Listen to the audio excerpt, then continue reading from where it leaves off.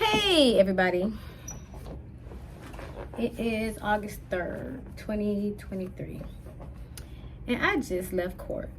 We the family G, we the family G. If you mess with them, you know you gon' mess with me.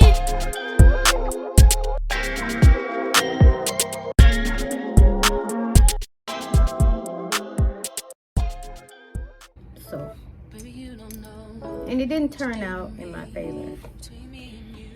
And I'm a little ticked off about it because I have a situation to where I needed to have my record expunged and sealed. And I attempted to get my record sealed, but it came back as they denied me. I'm like, denied? You know, why was I denied? So I got the paperwork. It told me why I was denied, but basically it told me that my license, I was driving with a suspended license back in 2002, and because of that, they denied it. So everybody that I went to review it, things that I read online, they told me that that's not the reason why they would deny a seal. So I said, okay. So I went to I actually hired an attorney to look into it, and they told me that he really broke it down to me and told me that it wasn't that I was driving with a suspended license, but the judge gave me a misdemeanor for driving with a suspended license back in 2002 when I was 2 years old. So I said, he gave me a misdemeanor. So of course I didn't know. I'm like baffled and just totally taken off guard as to why would he give me a misdemeanor for driving with a suspended license, and it was my first offense. So my attorney, he felt really good about my case. So he was like, you know what, he's going to try to handle it outside of court, going to court, because he's like, it was a very minute, situation. Like, all they need to do really is change the plea from adjudicated to not adjudicated. And once they change the plea to non-adjudicated, that it will reverse the misdemeanor charge. And because it was my first offense, I didn't have a record. Like, it was kind of like unlawful in a sense. So I went to court like in June, and the judge that we were in front of, she basically was like, she heard the case out, and she was basically like, you know what, yeah, I'll change it. Like, this is crazy. Like, if it's keeping you from getting your record sealed now, and you don't have any other priors other than, what you're trying to get sealed, other than the driver's license thing, she was like, okay.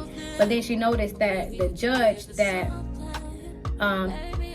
overseeing the case in 2002 was present. So she was like, you know what? She told my attorney, she said, you know what? Go and talk to that judge and see if he'll see you today and, take care of it for you. So my attorney went and talked to the judge, and the judge said, you know what? Schedule a date, with me so we can, so he can see us. So we did that. We left court that day, and he rescheduled to see this particular judge. So when he seen this particular judge, of course, we're thinking that we had a good case. It's an old case from 2002. Basically, the reason why I was stopped because I had my high beams on. Mind you, I was 22. And I had my high beams on, and so they stopped me, and they told me that my license was suspended.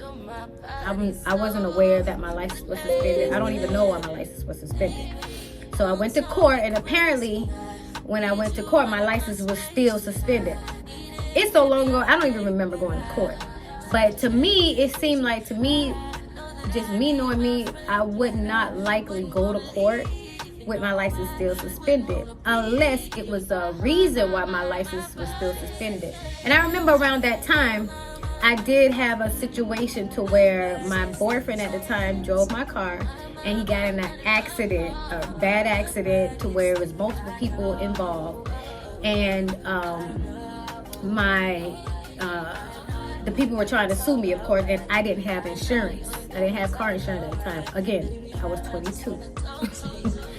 So from that, with the people trying to sue me, they suspended my license, and I had no clue how to get my license back.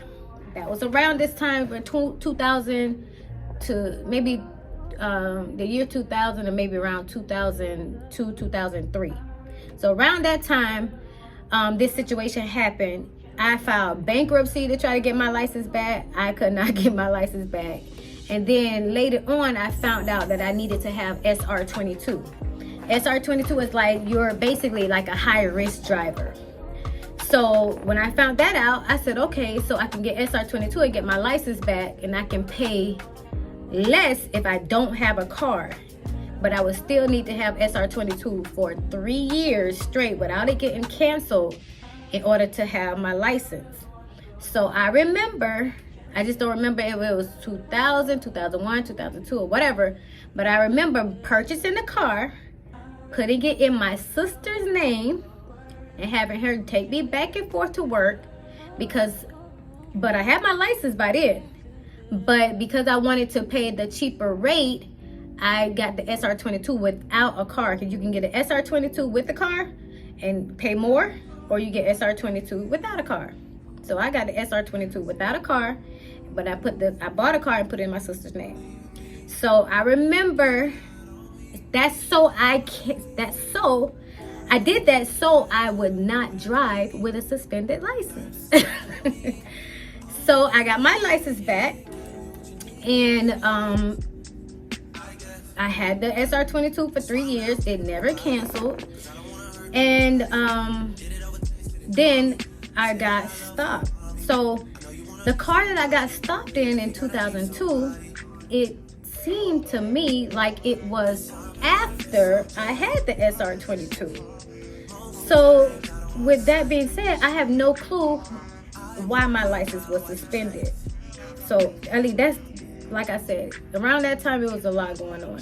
So my license could have been suspended, I don't know, but I don't know why it was suspended. And when we went to court today, they didn't know either, right?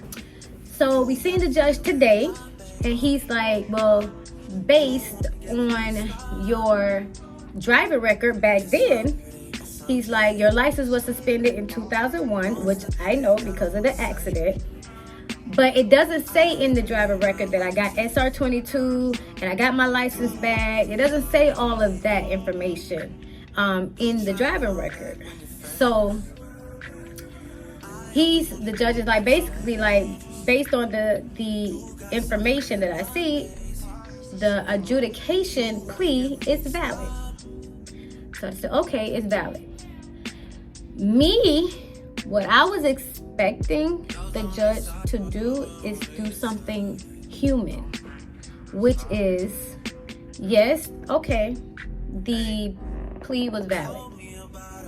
But because this plea of adjudication is getting in the way of me sealing my record in 2023, and also considering from 2002 to 2017, I had no record, no infraction, no nothing in all those years. So because of that, I'll go ahead and just change the plea. That's all I needed him to do today, is change the plea from adjudicated to non-adjudicated. So it would change my misdemeanor status to null and void. I wouldn't have a misdemeanor anymore. And with not having a misdemeanor, I can get my record sealed. Of course, that did not happen. And he said, yeah, well, you know, of course, I would love to help you out, but this is the law. And I get it. It's the law. But all laws this particular situation, it wasn't a black and white situation. This is a very gray area, because at the time when I so-called signed the plea, which there were no plea form in my file from the 2002 when I did go to court, when they said I went to court, because I don't even remember going to court, but there was no plea form. Also, I didn't have a lawyer then, because it was the driving while suspended license. So, I mean, most people don't hire a lawyer to go to court for when you're driving with a suspended license. So, considering I was 22 at the time, or 20, 21, I didn't do the math, you gave me a misdemeanor on a first offense, basically. You gave me a misdemeanor. Okay. I was thinking today, because it's holding me up from sealing my record today, that you would change the plea to no contest or non-adjudicated so I can seal my record. That would have been the human thing to do. But I guess sometimes in certain situations, they apply the law depending on who it is. And then sometimes they don't. They look away and they do the humane thing to do. Because these laws are man-made. You made them up. Why you can't overlook them at times, go around them at times, or just don't apply them at times, because every situation is different. And sometimes laws don't need to be enforced with every situation. And I think that we need more judges and more lawyers to actually look at situations individually and apply your common sense and maybe look outside the law to really deal with certain situations. And I think that this particular situation was one of those times to where you looked at me as an individual, as a human being, and actually judged me just from the person that I am today, and not the person that I was 23 years ago. I really don't think that charge, that misdemeanor, was valid in 2002. I really don't. I don't care if I did come in with my license suspended. I still don't think that it was valid. I think that you should have told me to come back when my license was not suspended, and you would reverse the plea then. But because I never knew about the plea and the misdemeanor situation, I didn't know that I could fight it within 2 years. I didn't know that I had 60 days to get the plea changed. I didn't know any of that because I was 22 years old. I've never been in trouble before. I didn't know I was in trouble at the time. So I'm just a little disappointed at the system today. I'm a little disappointed at the judicial system. Is that the word? I'm a little disappointed because I felt that this could have went a different way if the judge wanted it to. I just think that it was the same judge that did it that did the plea in 2002, and I really think he just did not change the plea because he did not want to appear wrong about the plea. But basically, you gave a 22-year-old young woman with a first offense a misdemeanor on her record for driving with a suspended license. Now, I'm pretty sure I wasn't the only person on earth to drive with a suspended license in 22. I'm pretty sure I'm not the only irresponsible 22-year-old that ever existed. And I'm pretty sure that I'm not the only person that could not get their record sealed because of something that happened 20 years ago. 20 years ago. So, I don't know. I'm just like, really, I feel that something needs to be done about this. Like, here I am, a grown woman now, today, with a kid, And I did something in 2017 that was also a unfortunate situation, but hey, it happened. I paid my dues. But now that I want to get that sealed, which is really the only thing that I actually done in my entire life, I can't get that sealed because of something that happened because of a traffic violation in 2002. I think it's unfair. So I don't know. YouTube, you could tell me if you know somebody that's been in this type of situation before and you can help me out.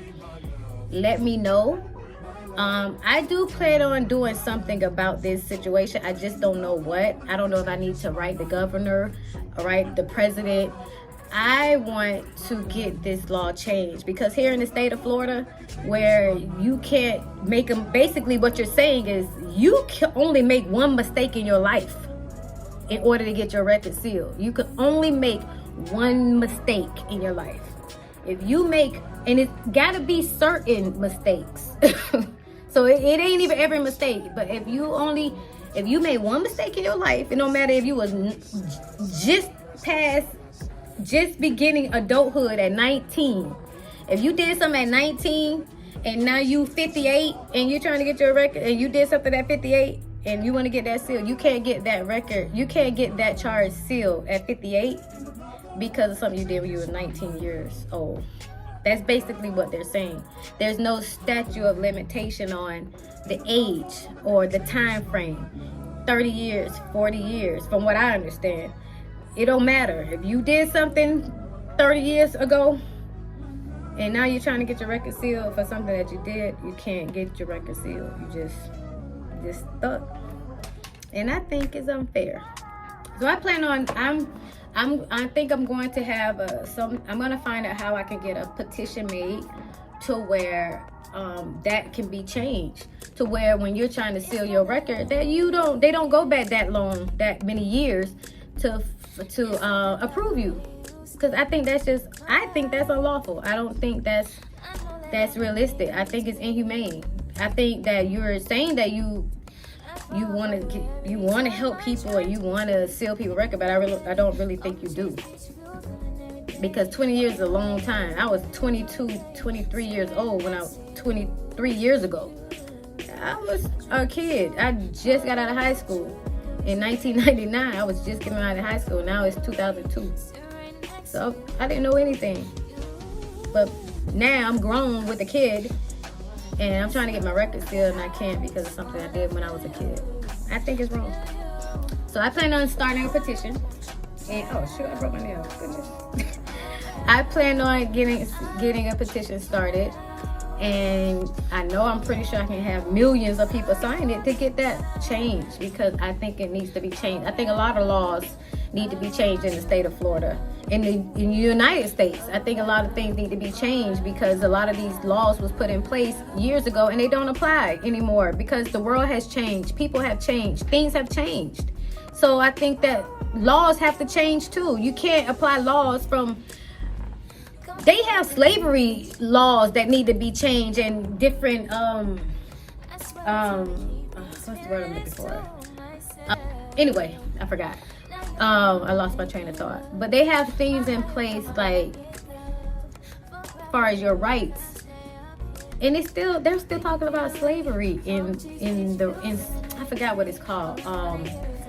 But they have a lot of laws that they put in place 50, 60 years ago that need to be changed. They do. And that is one of them I believe need to be changed. It affected me, and I'm pretty sure it affected millions of other people. And I want to do something about it.